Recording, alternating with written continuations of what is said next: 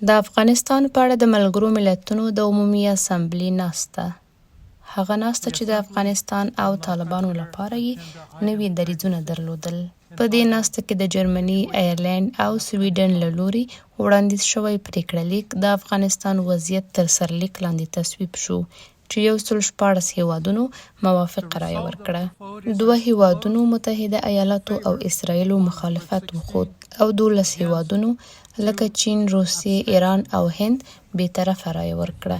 که څه هم پریکړه لیک له طالبانو سره د تعامل لپاره د یو چوکاټ او لارې نقشې پر جوړولو ټینګار کوي، خو متحده ایالاتو له طالبانو سره د تعامل پر وړاندې توند دریځ نیولی او وایي نشي کېدای چې طالبان پر پښو ودرول شي او هممهاله له هغوی وغوښتل شي چې نړیوالو ژمنو ته ژمن پاتې شي.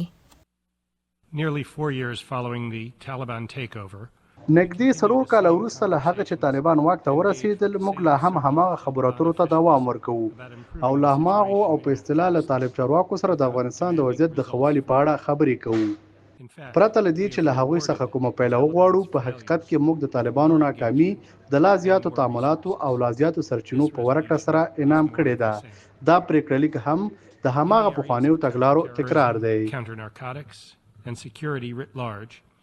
خو چین دلته پر افغانستان د بندیزونو غیر مشروط لرې کولو او د کنګل شویو افغان شتمنیو د خوشي کولو غوښتنه کوي، خو د لویدیځ په وړاندې د روسیې سخت دریځ.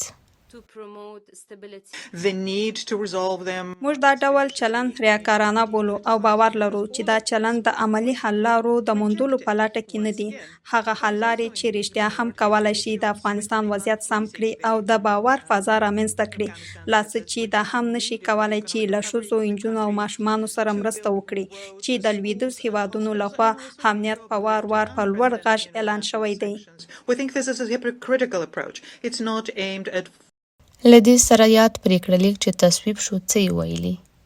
دې پریکړه لیک د اقتصادي، بشري او ټولنیز وضعیت، د ترهګرو ډلو شتون، د سیاسي شمولیت نشتوالي او د بشري حقونو سرغړونو په اړه اندېښنه څرګنده کړه او ویلي دي چې اوږدمهاله ثبات د مدني، سیاسي، ټولنیزو، اقتصادي او کلتوري حقونو او ټولګډونه حکومتولۍ ته په بشپړ درناوي پورې اړه لري.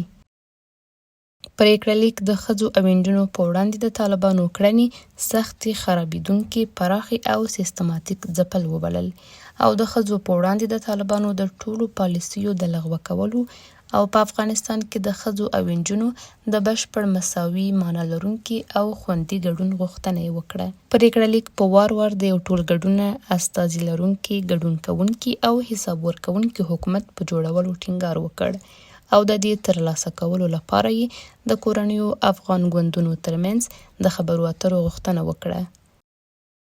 په یوه بله برخه کې پریکړه لیک په افغانستان کې د القاعدې، داعش، تحریک طالبان پاکستان او نورو بهرنیو ډلو او جنګیالیو د شتون په اړه اندېښنه څرګنده کړه او غوښتنه یې وکړه چې د افغانستان خاوره باید د ترهګرو موخو لپاره ډلو او اشخاصو ته ورنه کړل شي.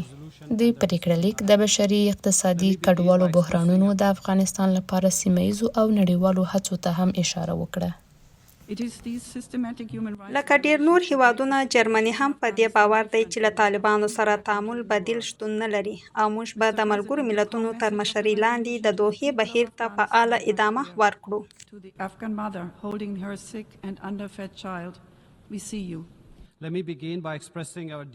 موږ له یو با اعتباره سیاسي بهیر څخه په کلکه ملاتړ کوو، داسې بهیر چې د واقعي بین الافغاني خبرو اترو پر بنسټ وي او د ټولو افغانانو، ښځو، ځوانانو، اقلیتونو او مدني ټولنې د هیلو او ارمانونو استازولي وکړي. طالبان هغه ډله ده چې که غواړي کولی شي د افغانستان د کړکېچ د حل یوه برخه وي، خو هیڅکله به یوازینی حل نه وي.